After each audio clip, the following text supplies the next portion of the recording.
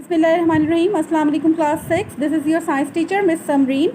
I have given you a question. Make a flow chart. Show the steps that are involved in planning and investigation.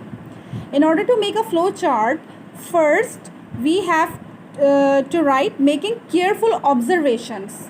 Right? Making careful observations or accurate measurement. For example, I have given you the example of malaria. I think it was difficult for you to understand. Today I am coming with new example. You have seen that a shadow is formed. If I have kept this pencil, for example, this pencil in the way of light, you have seen that a shadow will be formed of this pencil. Or if I have keep this cardboard in the way of light, you have seen that a shadow will be formed. Actually, light travels in a straight line. Do you get my point? आप लोगों ने observe किया होगा कि अगर light के रास्ते में अगर हम किसी भी चीज़ को रख देते हैं तो उसका शेडो फॉर्म होता है. एक्चुअली शेडो इसलिए फॉर्म होता है क्योंकि लाइट स्ट्रेट लाइन में ट्रैवल करती है. ठीक है, तो हर जगह तो लाइट पहुंच गई. Everywhere light present everywhere except in this area, कि इसके रास्ते में लाइट नहीं आई तो यहाँ पर डार्क सा बिल्कुल उसी तरह की चीज़ का शेडो फॉर्म हो जाएगा. अगर आपने एज फॉर एग्जांपल इस केन को लाइट के रास्ते में रख दिया है तो आप नोटिस करेंगे कि इस केन का शेडो फॉर्म हो जाएगा. Right, it is the observation. It is an observation कि अगर हम लाइट के रास्ते में किसी भी चीज़ को रखते हैं तो उसका शेडो फॉर्म होता है.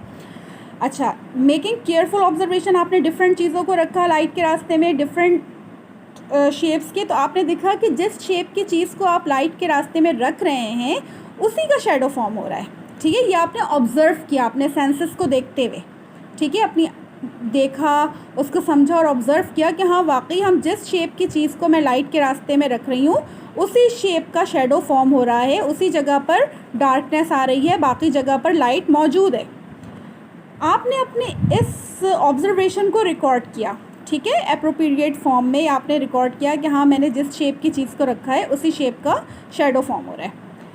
हाइपोथेसिस ये है कि इससे ये पता चला कि लाइट स्ट्रेट लाइन में ट्रैवल करती है. ठीक है, लाइट हमेशा स्ट्रेट लाइन में ट्रैवल करती है और यहाँ पर चूँकि लाइट के रास्ते में हमने किसी चीज़ को रख दिया है इसलिए लाइट यहाँ पर ट्रैवल नहीं कर रही, बल्कि इससे अगर लाइट एज फॉर एग्जांपल कि इस बल्ब के रास्ते में मैंने किसी चीज़ को रख दिया है तो लाइट इधर हर जगह तो जा रही है, लेकिन यहाँ से ट्रैवल इसके रास्ते में ये चीज़ है तो यहाँ पर नहीं आ रही, यहाँ से होकर ये वापस जा रही है.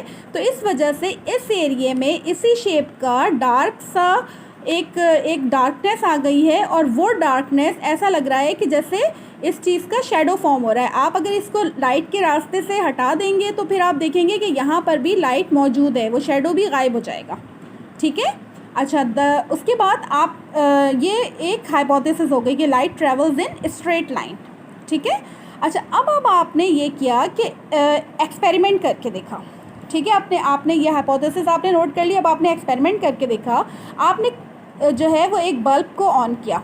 ठीक है, यहाँ पर आपने एक बल्ब लगाया और इसके रास्ते में आपने कार्डबोर्ड्स जैसे होते हैं ना, कार्डबोर्ड्स आपने 3 इक्वल साइजेस के कार्डबोर्ड्स आपने देख लिया और यहाँ से आपने ऑब्ज़र्व करना शुरू किया. यहाँ से आप ऑब्ज़र्व कर रहे हैं कार्डबोर्ड के बीच में एक होल है.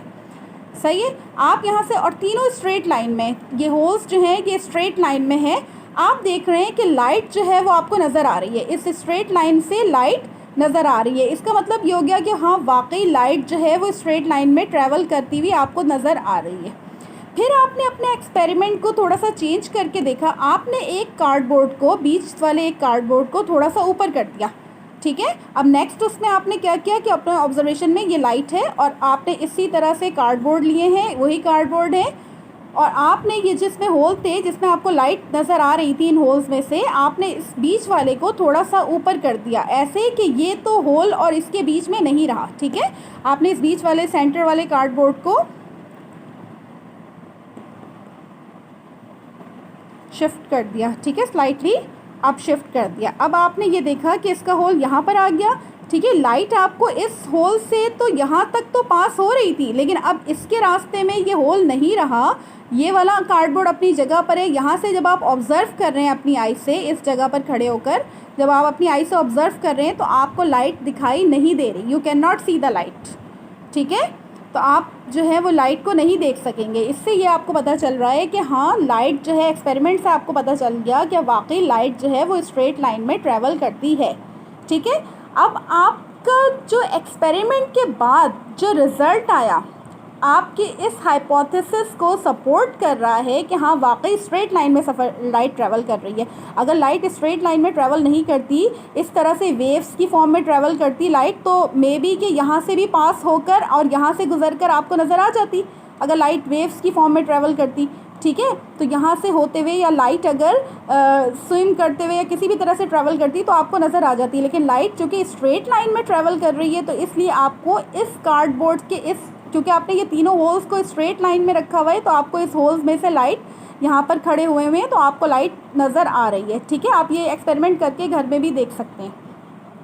अच्छा, अब आपका रिज़ल्ट इसको सपोर्ट कर रहा है आपके हाइपोथेसिस को कि yes, light travels in straight line, तो फिर ये चीज़ साइंस का लॉ ऑफ साइंस बन जाएगा। ठीक है, क्योंकि because the theory is tested a number of times, आप इसको नंबर ऑफ टाइम्स इसको टेस्ट किया जाता है, थ्योरी को एक दफ़ा नहीं टेस्ट किया जाता है, and still found to be true, so the theory become a law of science, right.